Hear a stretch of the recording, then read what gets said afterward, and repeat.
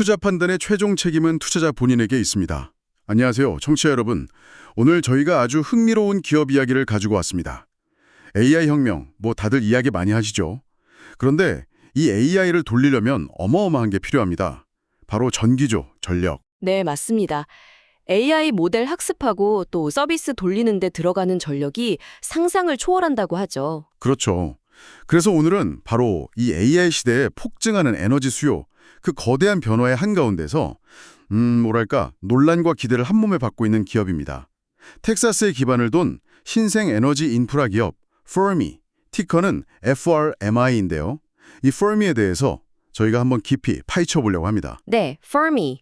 최근 나스닥에 상장하면서 그야말로 시장의 스포트라이트를 제대로 받았죠. 네, 정말 기록적인 등장이었습니다. 설립된 지 채 10개월, 1년도 안 됐는데 시가총액이 무려 13억 8천억 달러. 우리 돈으로 하면 거의 18조 원, 그 정도 되는 거죠. 네, 그 정도 규모입니다. 정말 놀라운 숫자죠. 그리고 상장 첫날 주가는 55%나 폭등했습니다. 어마어마하죠. 그런데 여기서 진짜 흥미로운 지점이 있어요.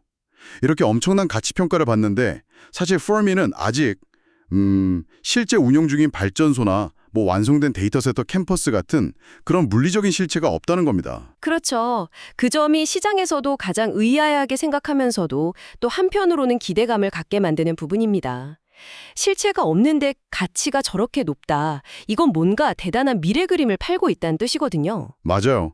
마치 청사진만으로, 그 비전만으로 수십조 원의 가치를 인정받은 셈인데 비유하자면 엔진을 막 설계하면서 동시에 고속도로를 달리겠다고 하는 자동차 같다고 할까요? 그런 느낌입니다. 허허, 적절한 비유 같습니다. 그만큼 야심차고 또 그만큼 리스크도 커 보이는 상황이죠. 그래서 오늘 저희가 여러분께서 제공해 주신 여러 자료들을 바탕으로 이 Fermi가 그리는 혁신적인 사업 모델, 그게 과연 무엇인지, 그 안에 숨겨진 기회 요인은 또 뭐고, 반대로 우리가 간과해서는 안 될 치명적인 위험 요인은 없는지 꼼꼼하게 한번 따져보려고 합니다. 네. 그리고 더 나아가서 이 Fermi 현상이 앞으로 다가올 AI 시대의 에너지 패러다임에 대해서 우리에게 어떤 시사점을 던져주는지 그런 거시적인 의미까지 함께 짚어보면 좋을 것 같습니다. 좋습니다. 자, 그럼 오늘 Fermi에 대한 심층 분석 본격적으로 시작해 보겠습니다. 청취자 여러분도 저희와 함께 이 흥미로운 여정에 동참해 주시죠. 자, 먼저 Fermi가 시장에 내건 그 비전, 그 그림부터 한번 자세히 들여다보죠. 들어보면 정말 입이 떡 벌어질 정도로 야심만만합니다. 네, 그렇죠. 한마디로 요약하면 AI 데이터 센터 운영에 필요한 두 가지 핵심 요소, 그러니까 막대한 전력과 그 전력을 사용할 넓은 부지를 한꺼번에 그것도 세계 최대 규모로 제공하는 통합 캠퍼스를 짓겠다는 겁니다. 통합 캠퍼스, 전력과 부지를 한 번에, 이게 기존 방식과는 어떻게 다른 건가요? 기존에는 데이터 센터를 지으려는 기업, 예를 들어 구글이나 아마존 같은 빅테크 기업들이 일단 적합한 부지를 찾는 것부터가 일이었죠. 그러고 나서 그 부지까지 필요한 만큼의 전력을 안정적으로 끌어오는 문제를 또 별도로 해결해야 했습니다. 이게 송전망을 새로 짓거나 변전소를 증설하는 등 시간도 오래 걸리고 규제도 많고 상당히 복잡한 과정이었거든요. 아, 그렇죠. 땅 찾는 것 따로, 전기 끌어오는 것 따로 이 두 가지를 다 해결해야 했던 거군요. 네. 그런데 Fermi는 이걸 한 방에 해내려 주겠다는 겁니다. 텍사스 팬핸들이라는 지역에 정말 광활한 부지를 확보했어요. 한 5,200에이커가 넘는다고 하니까 여의도 면적의 한 7배 정도 될 겁니다. 와, 7배요? 정말 어마어마한 크기네요. 네, 그 넓은 땅에다가 자체적으로 발전소를 직접 짓겠다는 거예요. 종류도 다양합니다. 천연가스 발전소도 짓고 또 논란의 중심이긴 하지만 차세대 원자력 발전소 그리고 친환경적인 태양광 발전소까지 이렇게 여러 종류의 발전소를 직접 건설해서 대규모 전력을 생산하고 그 생산된 전력과 캠퍼스 부지를 패키지로 묶어서 데이터 센터 고객들에게 임대해주겠다. 이게 Fermi의 핵심 구상입니다. 그러니까 발전소를 자기들이 직접 짓고 그 전기를 바로 옆 데이터 센터에 공급하는 방식이군요. 원스톱 솔루션이라는 말이 딱 맞네요. 그렇습니다. 고객 입장에서는 부지 선정의 어려움, 또 전력 확보의 불확실성, 그리고 이 모든 인프라를 구축하는 데 드는 막대한 시간과 비용 부담을 획기적으로 덜 수 있게 되는 거죠. 듣고 보니 확실히 AI 시대의 가장 큰 골칫거리 중 하나로 꼽히는 게 바로 이 데이터 센터의 전력 문제인데 그 문제의 본질을 정확히 꿰뚫고 정면으로 해결하겠다는 전략으로 보이네요. 네, 맞습니다. 특히 AI 기술이 발전하면서 데이터 센터의 전력 소모량은 정말 기하급수적으로 늘어날 거라는 게 중론이거든요. 뭐 어떤 예측에서는 몇 년 안에 미국 전체 전력 소비량의 상당 부분을 데이터 센터가 차지할 거라는 전망까지 나오니까요. 이런 상황에서 안정적으로 대규모로 그리고 가능하면 좀 더 저렴하게 전력을 공급받는 것이 AI 기업들에게는 사활이 걸린 문제가 될 수밖에 없습니다. 퍼미는 바로 그 지점을 파고든 거죠. 너희들의 가장 큰 고민 우리가 해결해 줄게 라고요. 라고 하셨어요. 근데 이게 우리가 흔히 아는 리츠랑은 좀 다르다고 하셨는데 그 부분을 좀 더 자세히 설명해 주실 수 있을까요? 네, 그게 아주 중요한 포인트입니다. 표면적으로 보면 퍼미는 리츠 형태로 상장을 했습니다. 리츠는 보통 임대 수입이 발생하는 부동산 자산의 기초로 해서 투자자들에게 안정적인 배당을 지급하는 것을 목표로 하는 투자 상품이잖아요. 그렇죠. 뭐 상가나 오피스 빌딩, 물류 창고 아니면 요즘엔 데이터 센터 자체를 자산으로 하는 리츠도 있고요. 안정적인 현금 흐름을 기대하는 투자자들이 선호하는 편이죠. 네, 맞습니다. 그런데 퍼미는 지금 당장 임대 수입이 전혀 없습니다. 왜냐하면 아직 발전소도 데이터 센터 캠퍼스도 지어지지 않았으니까요. 수익이 0인 상태죠. 그러니까 일반적인 리츠처럼 안정적인 배당, 이건 기대할 수가 없는 구조입니다. 오히려 지금은 계속 돈을 쏟아부어서 미래의 자산을 만들어가는 단계에 있는 거죠. 아, 그럼 리츠라는 형태는 왜 취한 걸까요? 그건 아마도 세금 혜택이라든지 아니면 상장 절차상의 유리함 같은 전략적인 판단이 있었을 거라고 봅니다. 하지만 본질적으로 투자 관점에서 보면 이건 안정적인 인컴 자산이 아니라 미래의 엄청난 성장을 기대하고 투자하는 개발 단계의 성장주 혹은 벤처 캐피털 투자에 훨씬 가깝습니다. 현재 가치보다는 미래 가치에 대한 베팅인 거죠. 그렇군요. 이름표는 리츠인데 속성은 완전히 다른. 그럼 기존의 데이터 센터를 운영하는 리츠들, 아까 잠깐 언급하신 에퀴닉스 같은 회사들과도 차이가 있겠네요. 네, 아주 결정적인 차이가 있습니다. 이퀴닉스나 디지털 리얼티 같은 기존 데이터 센터 리트들은 주로 잘 지어진 데이터 센터 건물, 그리고 그 안에 상면 공간, 그리고 네트워크 연결성 같은 것들을 제공하는 데 초점을 맞춥니다. 물론 전력 공급도 중요하게 다루지만 그 전력을 직접 생산하지는 않죠. 보통은 외부 전력 회사로부터 받아서 고객에게 제공하는 형태입니다. 아, 전력 생산을 직접 하느냐 안 하느냐의 차이군요. 그렇죠. 퍼미의 경우는 데이터 센터 건물 자체가 아니라 그 데이터 센터를 돌리는 데 필요한 심장, 즉 전력 생산 설비 자체가 핵심 자산이 되는 겁니다. 발전소가 메인이고 데이터 센터 부지는 그 발전소에서 나오는 전기를 소비하기 위한 공간인 셈이죠. 어떻게 보면 에너지 회사에 더 가까운 모델일 수도 있는데 또 부지를 임대한다는 측면에서는 부동산 개발업자의 성격도 있고요. 그래서 퍼미 CEO도 우리는 유틸리티가 아니다라고 강조하는 거겠죠. 기존의 틀로는 딱 정의하기 어려운 새로운 종류의 비즈니스 모델이라고 할 수 있습니다. 정말 흥미롭네요. 에너지와 부동산 개발, 그리고 데이터 센터 임대가 결합된 그야말로 AI 시대에 특화된 새로운 인프라 사업 모델이라고 정리할 수 있겠군요. 네, 정확합니다. 이 독특한 모델이 월스트리트의 상상력을 아주 강하게 자극한 거라고 볼 수 있겠습니다. 자, 그런데 아까도 잠깐 이야기했지만 아직 뭐 삽도 뜨지 않은 눈에 보이는 게 없는 상태잖아요. 그런데도 불구하고 벌써부터 시장에 엄청난 기대를 모으는 데는 뭔가 그럴 만한 이유가 있을 것 같습니다. 제공된 자료들을 보면 몇 가지 흥미로운 점들이 언급되는데요. 예를 들어 전 텍사스 주지사이자 트럼프 행정부 시절 에너지부 장관까지 지낸 릭 페리가 공동 창업자로 참여했다는 사실. 이거 상당히 무게감 있는 이름 아닌가요? 네, 그렇죠. 특히 에너지 분야. 그것도 텍사스라는 지역에서는 릭 페리라는 이름이 갖는 상징성과 실질적인 영향력이 상당합니다. 텍사스 주지사를 굉장히 오래 역임했고 또 연방정부의 에너지 정책을 총괄하는 에너지부 장관까지 지냈으니까요. 그의 역할이 구체적으로 어떤 도움을 줄 수 있을까요? 단순히 유명 인사 효과는 아닐 텐데요. 물론 이름값도 있겠지만 그보다는 훨씬 실질적인 도움을 기대할 수 있습니다. 페미가 추진하는 사업, 특히 원자력 발전소 같은 대규모 에너지 인프라 건설은요, 정말 수많은 규제와 인허가 절차를 통과해야 합니다. 이게 굉장히 복잡하고 시간도 오래 걸리거든요. 그런데 릭 페리 같은 정치적 거물이 공동 창업자로 있다는 것은 이런 복잡한 규제 환경을 헤쳐나가는 데 있어서 보이지 않는 힘, 즉 정치적 자본으로 작용할 가능성이 큽니다.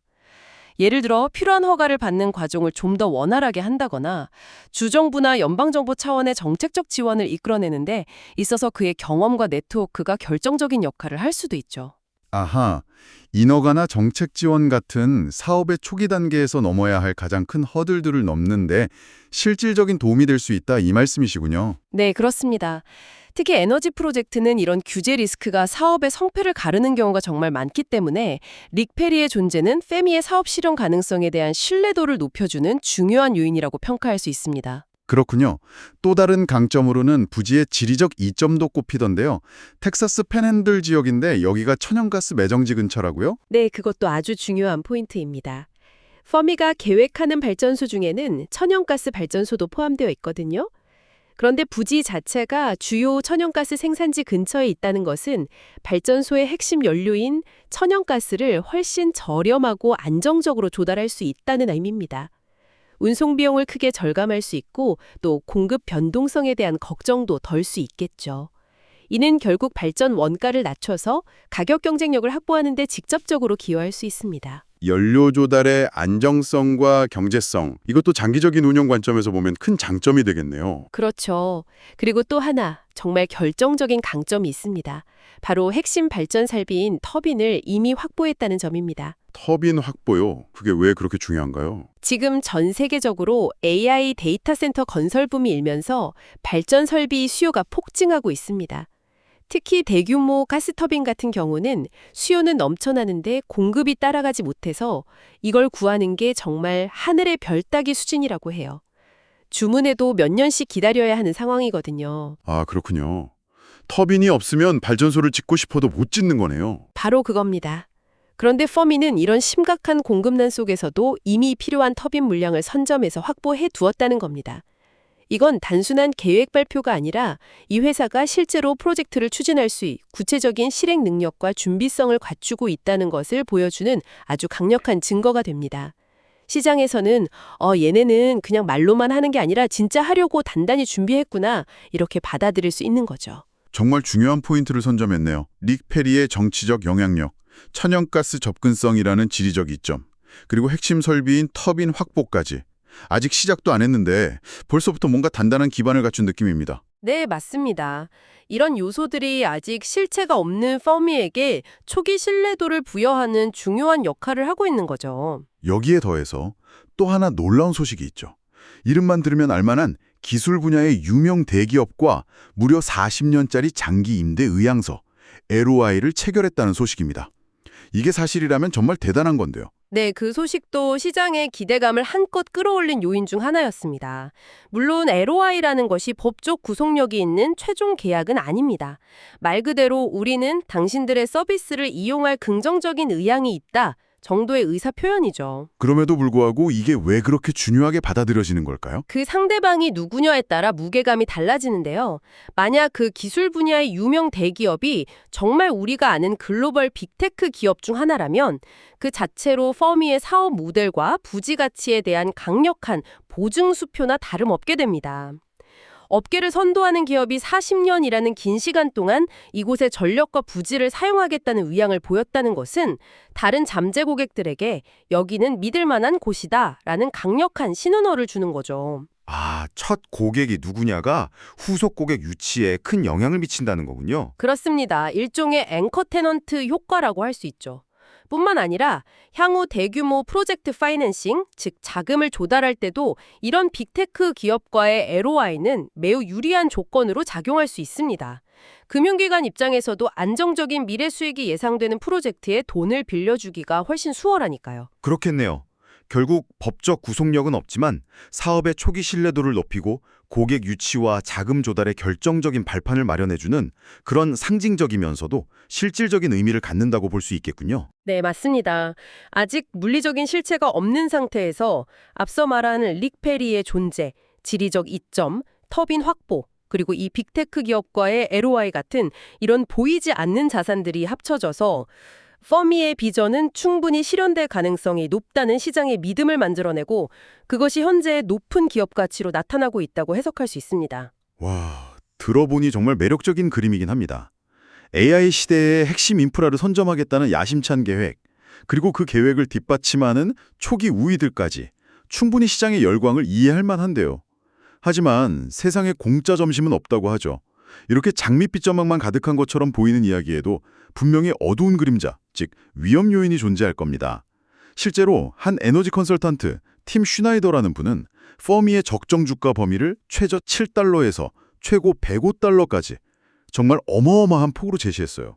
네, 그 범위 자체가 이 투자가 얼마나 극단적인 하이리스크, 하이리턴의 성격을 가지고 있는지를 단적으로 보여줍니다. 7달러면 지금 주가에서 거의 폭락 수준이고 105달러면 엄청난 상승이죠. 그만큼 미래가 불확실하다는 뜻입니다. 그렇죠. 성공하면 대박, 실패하면 쪽박, 전형적인 그런 모습인데 제공된 자료에서는 이 상황을 설명하기 위해 금융계의 거물 조지 소로스가 제시한 재귀성 이론이라는 개념을 가져왔더군요. 이 재귀성 이론, 좀 생소하게 들릴 수도 있는데 이게 어떤 개념인지 좀 쉽게 설명해 주실 수 있을까요? 네, 재귀성 이론. 이게 금융시장뿐만 아니라 사회현상 전반을 이해하는 데도 상당히 유용한 틀을 제공하는데요. 핵심 아이디어는 생각보다 간단합니다.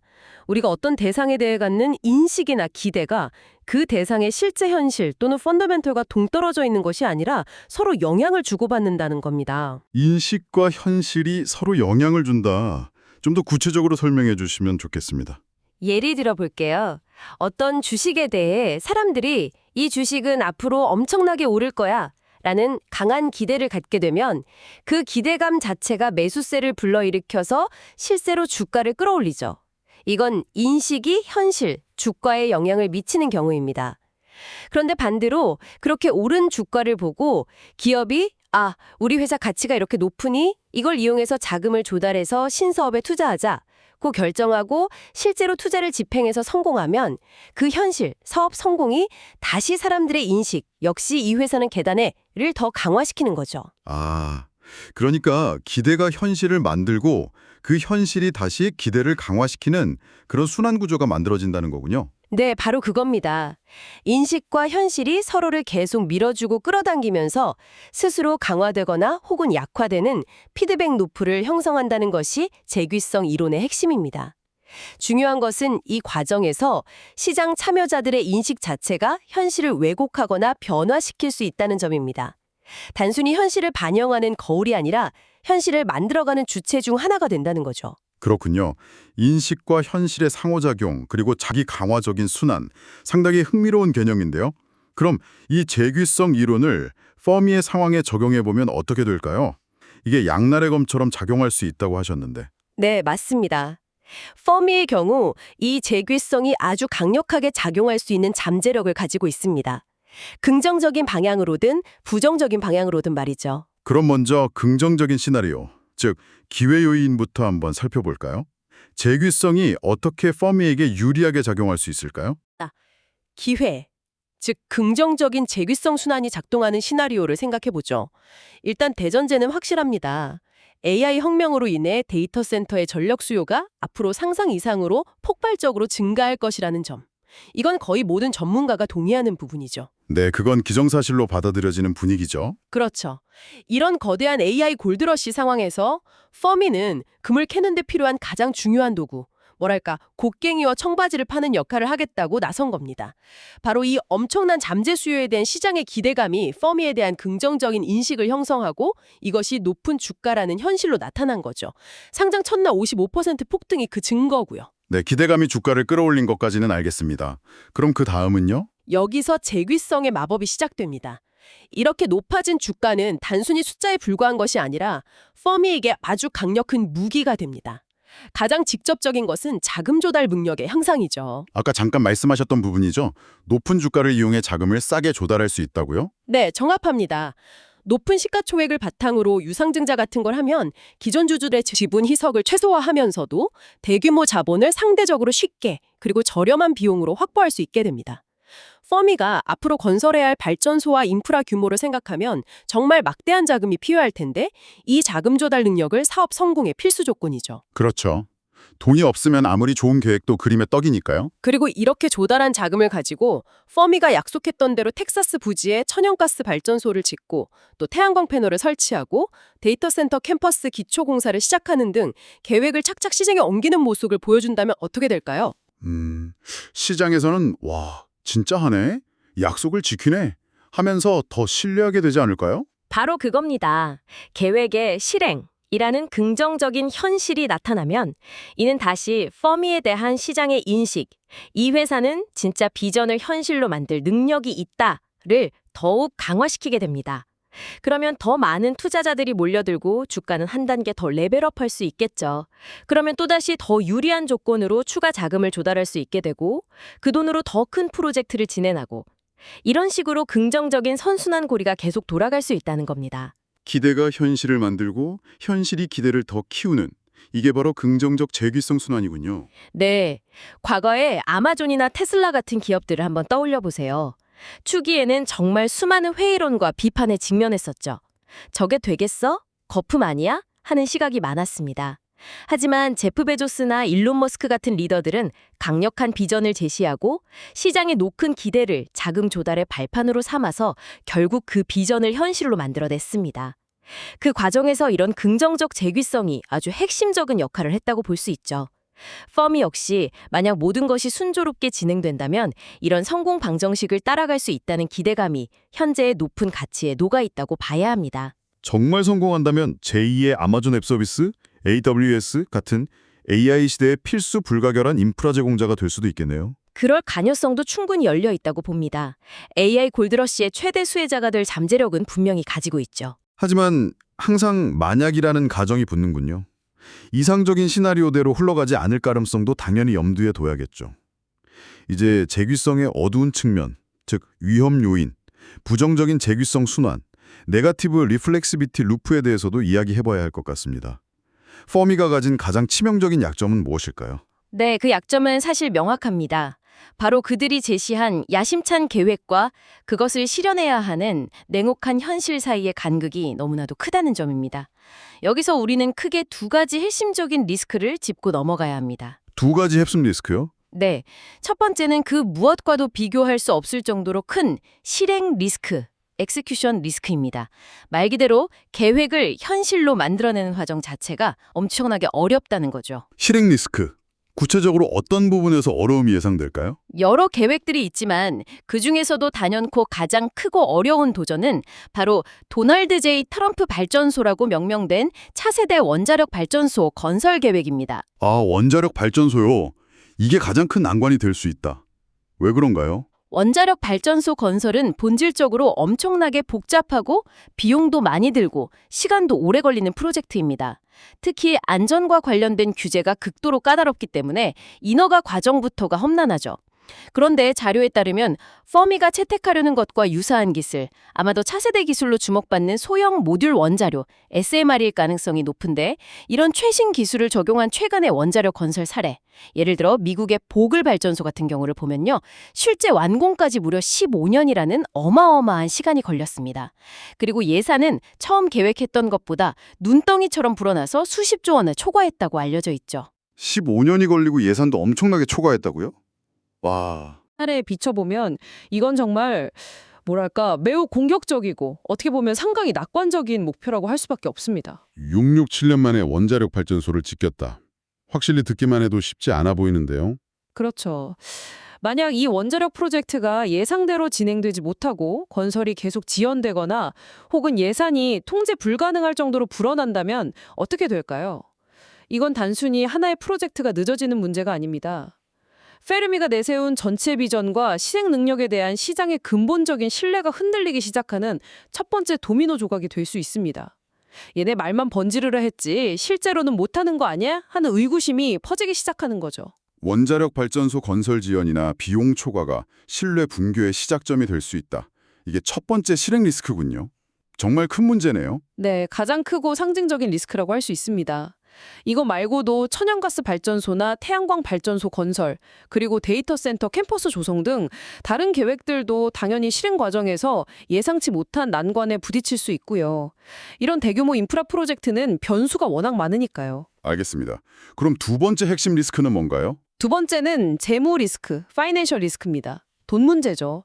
앞서 페르미의 사업 모델을 설명하면서 잠깐 언급했지만 이 회사는 첫 임대 수익이 발생할 것으로 예상되는 시점, 대략 2027년 정도로 보고 있던데요. 그 전까지는 계속해서 외부에서 막대한 자금을 조달해야만 사업을 유지하고 건설을 진행할 수 있는 구조입니다. 아, 그렇죠. 돈은 계속 들어가는데 들어오는 돈은 없는 상태가 몇 년간 지속된다는 거죠. 네, 이게 바로 재무적인 취약점입니다. 회사는 초기 투자금과 상장 시 조달한 자금 등으로 버텨야 하는데 만약 앞서 말한 실행 리스크, 예를 들어 원자력 발전소 건설이 지연되거나 비용이 예상보다 훨씬 많이 들어가서 현금이 예상보다 빨리 소진된다면 어떻게 될까요? 수익 발생 시점은 점점 더 멀어지는데 돈은 계속 필요하고.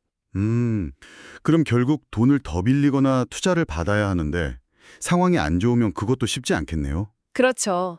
특히 프로젝트가 지연되고 있다는 부정적인 뉴스가 나오기 시작하면 시장의 신뢰가 떨어지면서 추가적인 자금 조달이 매우 어려워질 수 있습니다. 주가가 떨어지면 유상증자는 꿈도 꾸기 어렵고 대출을 받으려고 해도 훨씬 더 높은 금리를 요구받게 되겠죠. 결국 운영자금과 건설자금을 마련하기 위해 점점 더 비싼 비용으로 돈을 빌리는 악순환에 빠질 수 있습니다. 고금리 부채가 쌓이고 재무 구조가 급격히 악화되는. 네, 그렇게 되면 높아진 이자 부담과 부채 상환 압박이 결국 사업 전체를 질식시키는 상황, 소위 말하는 죽음의 소용돌이, 네거티브 스파이럴 또는 부정적 소용돌이로 이어질 수 있습니다. 시장의 신뢰가 무너지면 주가는 걷잡을 수 없이 폭락하고 이는 자금 조달기를 완전히 막아버려서 결국 진행 중이던 모든 프로젝트가 좌초될 위기에 처하는 거죠. 기대가 무너지면서 현실마저 파괴되는 이게 부정적 재귀성 순환의 무서움이군요. 그렇습니다. 그래서 일부 비판적인 분석가들이 과거 화려한 비전과 거액의 투자를 유치했지만 결국 실행력 부족과 방만한 경영으로 파산보호 신청까지 갔던 위워크의 사례를 떠올리면서 뻐미의 위험성을 경고하는 겁니다. 물론 사업 모델은 전혀 다르지만 높은 기대감에 의존하는 사업 구조가 무너졌을 때 어떤 결과가 초래될 수 있는지를 보여주는 선례가 될 수 있다는 거죠. 위워크 사례까지. 확실히 부정적 시나리오도 충분히 설득력이 있네요. 실행 리스크와 재무 리스크, 이 두 가지가 서로 얽히면서 최악의 상황으로 치달을 수도 있다는 거군요. 네. 긍정적 순환이든 부정적 순환이든 한번 방향이 정해지면 그 자체로 가속도가 붙어서 한쪽으로 쏠리기 쉬운 것이 재기성의 특징입니다. 뻐미는 지금 그 갈림길에서 어느 방향으로 나아갈지 결정해야 하는 아주 중요한 시점에 서 있다고 볼 수 있습니다. 결국 퍼미의 운명은 그들이 내건 그 원대하고 야심찬 약속들, 특히 가장 어렵고 상징적인 원자력 발전소 건설 같은 핵심적인 마일스톤들을 실제로 달성해 나가면서 시장에 계속해서 우리는 해내고 있다는 긍정적인 신호를 보낼 수 있느냐 없느냐에 달려있다고 요약할 수 있겠네요. 네, 정확히 그렇습니다. 말뿐인 비전이 아니라 실제적인 실행 능력을 증명하는 것이 모든 것의 핵심입니다. 미래에 대한 거대한 기대감과 그 기대를 현실로 만들어야 하는 극도의 어려움 사이에서 아슬아슬하게 줄타기를 하는 모습입니다. 이 재기성의 시계추가 과연 어느 방향으로 그리고 얼마나 강하게 기울게 될지 지켜보는 것 자체가 앞으로 몇 년간 시장의 가장 큰 관심사 중 하나가 될 것 같네요. 정말 거대한 도박이자 흥미진진한 실험처럼 느껴집니다. 자, 그럼 이제 슬슬 정리를 해볼 시간인 것 같습니다. 오늘 저희가 깊이 파헤쳐본 페미, 이 기업의 등장이 우리에게 시사하는 바는 무엇일까요? 단순히 한 기업의 성공 또는 실패 가능성을 넘어서는 의미가 있을 것 같은데요. 네, 그렇습니다. 페미의 사례는 여러 가지 중요한 점들을 우리에게 상기시켜줍니다. 가장 먼저 AI 시대를 움직이는 진정한 동력이 무엇인지 다시 한번 생각하게 만들죠. 흔히 AI 하면 알고리즘, 반도체 칩 같은 첨단 기술을 먼저 떠올리지만 사실 그 모든 것을 가능하게 하는 가장 근본적인 에너지는 바로 전력이라는 사실입니다. 그렇죠. 아무리 뛰어난 AI 모델과 하드웨어가 있어도 전기가 없으면 무용지물이니까요. 어찌 보면 가장 기초적이고 근원적인 힘인데 그 중요성이 AI 시대에 들어서면서 더욱 부각되고 있는 것 같습니다. 네, 페미는 바로 그 전력이라는 AI 시대의 숨겨진 병목 현상을 정면으로 돌파하겠다는 비전을 제시했습니다. 그것도 단순히 전기를 생산하는 유틸리티 기업의 역할을 넘어서 전력 생산과 부지 제공, 그리고 데이터 센터 유치까지 아우르는 전에 없던 통합 인프라 플랫폼이라는 새로운 모델을 들고 나왔죠. 에너지 생산과 부동산 개발을 결합한 새로운 형태의 사업.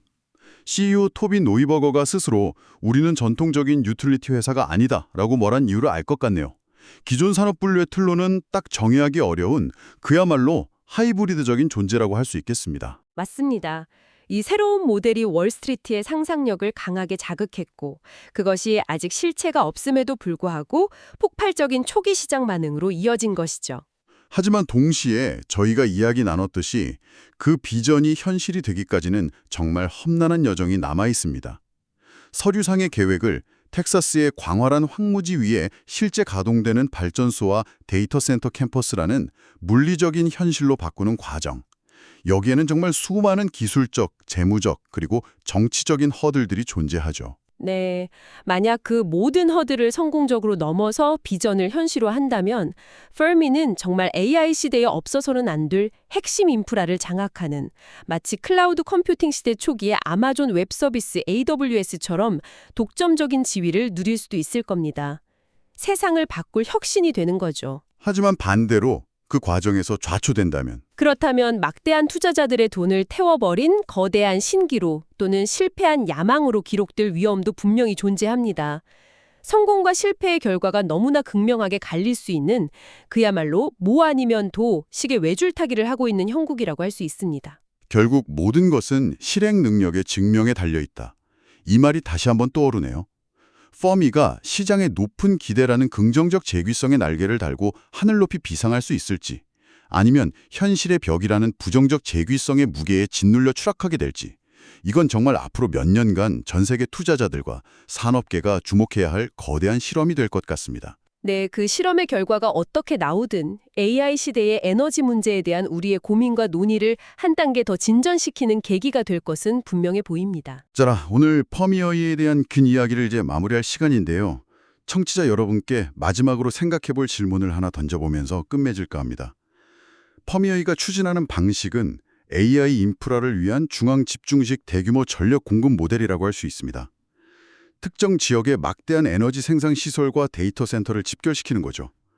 이것이 과연 AI 시대를 뒷받침하기 위한 가장 효율적이고 바람직한 혹은 유일한 길일까요? 흥미로운 질문이네요. 예를 들어 이렇게 한 곳에 모든 것을 집중시키는 방식 대신에 좀 더 분산된 형태로 각 지역이나 수요처 근처에서 필요한 만큼 전력을 생산하고 소비하는 모델은 어떨까요? 혹은 지금 우리가 상상하지 못하는 또 다른 형태의 에너지 공급 방식이나 기술이 AI 혁명을 지원할 가능성은 없을까요? 가령 에너지 효율을 극대화하는 새로운 컴퓨팅 기술의 발전이라든지요. 네, 충분히 생각해 볼 수 있는 대안들이죠. 중앙집중 모델은 규모의 경제나 관리의 효율성 같은 장점이 있겠지만 동시에 송전망 부하나 지역적 리스크 집중 같은 단점도 있을 수 있으니까요. 분산형 모델이나 혹은 에너지 효율 개선 같은 다른 접근법들이 보완적으로 혹은 경쟁적으로 발전할 가능성도 열어두고 봐야 할 것 같습니다. 그렇습니다. 펌이라는 이 거대하고 야심찬 배팅은 우리에게 AI 시대의 에너지 미래에 대한 중요한 화두를 던져주고 있습니다. 단순히 펌이의 주가 향방을 넘어서 우리가 앞으로 만들어가야 할 지속 가능한 미래 에너지 지형은 과연 어떤 모습이어야 할지 청취자 여러분 각자의 생각을 한번 깊이 고민해 보시는 것도 오늘 저희 이야기의 의미 있는 마무리가 될 것 같습니다. 오늘 저희가 준비한 이야기는 여기까지입니다. 펌이라는 흥미로운 기업을 통해 AI 시대의 에너지 문제와 재기성 이론까지 다소 복잡할 수 있는 내용을 다뤄봤는데요. 부디 청취자 여러분의 지적 호기심을 채우고 또 세상을 바라보는 새로운 관점을 얻는데 조금이나마 도움이 되었었기를 진심으로 바랍니다. 네, 긴 시간 함께해 주셔서 감사합니다. 항상 여러분의 성공 투자를 기원합니다. 내용이 좋으셨다면 구독, 좋아요 부탁합니다.